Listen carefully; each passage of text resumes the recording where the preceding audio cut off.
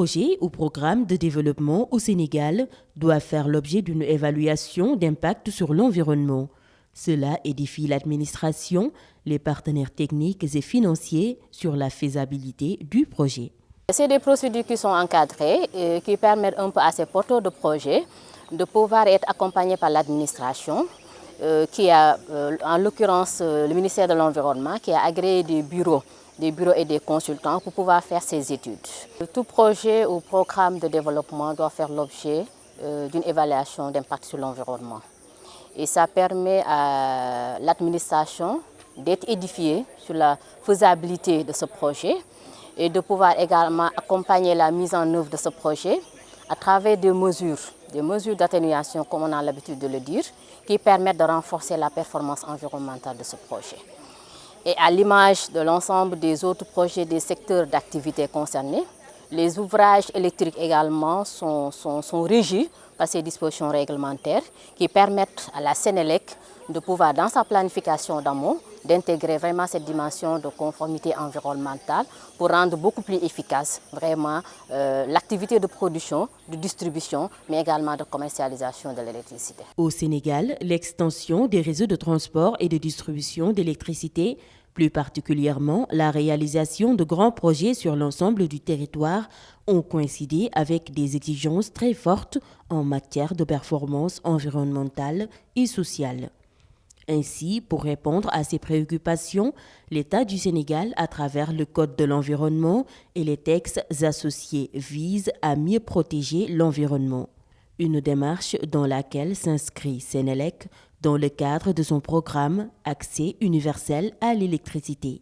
Nous avons réuni ici ces 2 derniers jours les acteurs du ministère de l'Environnement, la direction de l'environnement et des établissements classés, la direction des parcs nationaux, la direction des aires marines protégées, l'ensemble des acteurs qui sont au niveau du ministère de l'Environnement et qui interagissent dans le cadre des projets de Sénélec. Vous savez que le Sénégal a pour ambition d'atteindre l'accès universel en 2025, 5 ans avant la date fixée par les Nations Unies qui est en 2030. Donc cela suppose un gros investissement de projets de distribution qui vont se réaliser sur l'ensemble des régions du Sénégal. C'est pourquoi nous avons convié ici dans le delta du Saloum, ici à Toubacouta, dans l'estuaire du fleuve Saloum, les acteurs du ministère de l'Environnement pour discuter, échanger un peu avec eux sur ces projets de Sénélec qui les impliquent directement parce qu'en définitive, c'est eux qui délivrent les autorisations environnementales. Ces autorisations environnementales, c'est quoi? C'est d'abord les évaluations environnementales qui sont conduites par la direction de l'environnement des établissements classés. Il fallait les sensibiliser sur les enjeux et l'opportunité de les faire participer dans tout le processus. La direction des parcs nationaux du Sénégal, parce que dans le cadre de ces projets-là, il s'agira de faire quelques élagages, quelques abattages d'arbres sur le tracé de ces lignes-là. Donc il fallait quand même les convier à cet atelier-là pour recueillir un peu les impressions et leur donner un peu les orientations de Sénélec dans chaque région, parce qu'ici aujourd'hui, nous avons l'ensemble des IREF, des inspecteurs régionaux des eaux et forêts et en même temps aussi les chefs de service des divisions régionales de l'environnement qui sont éparpillées à travers le Sénégal. C'est vraiment à travers cet objectif-là que nous avons voulu vraiment les convier ici et nous avons échangé, vous l'avez vu, sur l'ensemble de ces projets, les tracés dans chaque région, la composition des projets et on peut revenir un peu sur les sensibilités environnementales qui concernent chaque zone. Donc à chaque étape, donc nous avons aujourd'hui identifié donc les outils environnementaux à mettre en place pour pouvoir assurer une bonne performance environnementale et sociale. Aujourd'hui, dans le cadre du pilotage des projets, comme on le sait, à chaque fois, quand nous avons un projet, nous avons une idée de projet. Donc ça peut être une idée de projet ou une idée de programme de financement pour pouvoir donc répondre quand même à cet objectif d'accès universel à l'électricité d'ici 2025. Et que ça soit un programme ou un projet, donc à chaque étape, que ça soit depuis la formulation, il y a des outils environnementaux donc, qui doivent accompagner ces étapes-là. Donc aujourd'hui dans le SGS, je pense que nous avons bien décrit donc, les différentes étapes pour intégrer donc, vraiment ces outils environnementaux.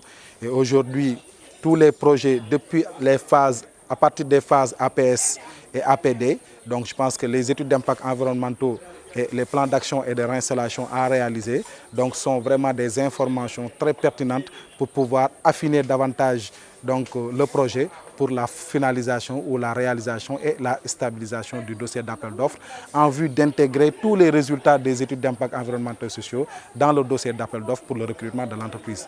Des activités très concluantes qui ont permis aux différents acteurs intervenant dans les projets de disposer d'importantes orientations pour une meilleure préservation des aspects environnementaux dans le cadre de l'exécution prochaine des projets de Sénélec. C'est une activité assez concluante qui nous a permis aujourd'hui d'avoir des orientations par rapport à la première activité qui est le screening, le tri préliminaire, qu'on va faire avec la direction de l'environnement. Ça nous a aussi permis de poser les jalons d'une concertation beaucoup plus approfondie avec les services des eaux et forêts, notamment dans le cadre du reboisement compensatoire qu'on est obligé de dérouler pour être en norme par rapport au nombre de sauvegarde environnementale de la Banque mondiale. Ces orientations-là, c'est peut-être fournir tous les éléments du projet à ces acteurs-là, qu'ils puissent regarder, statuer et nous dire, en fonction des informations qu'ils ont reçues, quel type d'étude réaliser. Ça peut être une étude d'impact environnemental, ça peut être une analyse environnementale initiale.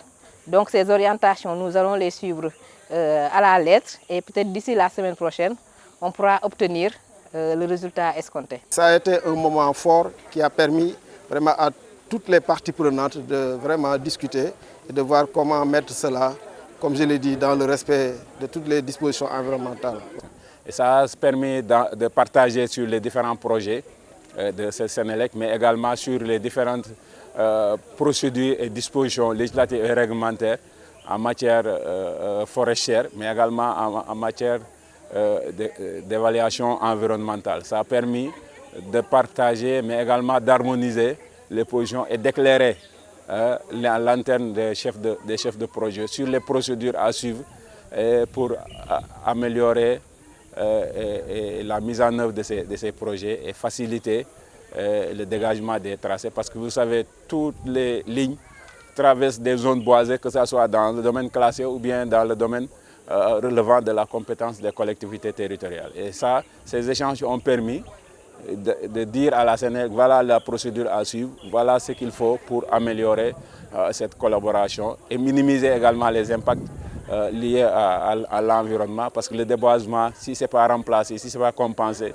ça peut causer des problèmes de désertification, mais également de réchauffement climatique. Et ces 2 jours ont été très fructueux. Cette rencontre d'échange et de partage de 2 jours a permis aux différents acteurs d'anticiper sur les enjeux du respect des normes environnementales dans l'exécution prochaine des projets de grande envergure de Sénélec pour l'accès universel à l'électricité.